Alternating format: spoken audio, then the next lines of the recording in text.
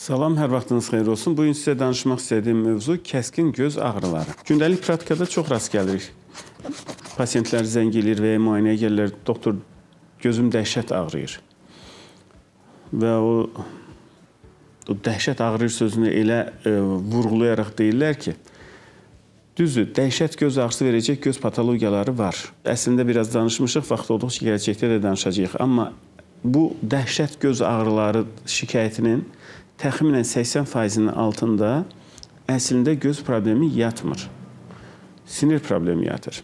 Bu mövzunu paylaşmaqdakı məqsədi pasiyentlər bu ağrı mövzusu olunca onu fərqləndirə bilsinlər, diferensiyasiya etsinlər.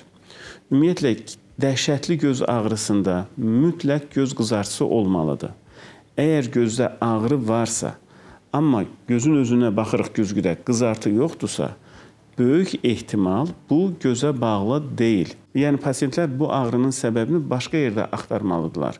Əksər hallarda nə oluruq? Doktor, gözüm dəhşət ağrıyır, bir həftədir vaxt tapıb müayinəyə gələ bilmirəm. Bir həftədən sonra müayinəyə gəlir, baxırsan ki, gözə aid bir mövzu deyil, fərqli bir mövzudur.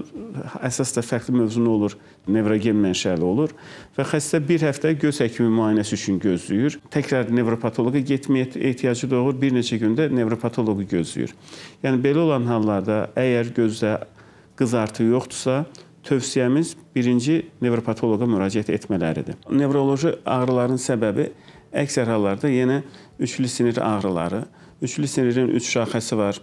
Birincisi gözə gələn qaş tərəfdən kələdən çölə çıxır. Üst damaq və alt damaq şaxələri var. Həmin bu şaxələr iltihaplanır. İltihaplanma nəticəsində də həqiqətən də dözülməz ağrılar verir. Belə hallarda ilkin olaraq ağrı kəsici, isti kompres və vaxt itirmədən nevropatoloqa müraciət etmələrini tövsiyə edirik. Gözdəki problemlərin əksəriyyəti qızartı ilə müşahidə edildiyinə görə qızartı yoxdursa, birinci nevropatoloqa müraciət etmələrini tövsiyə edirik.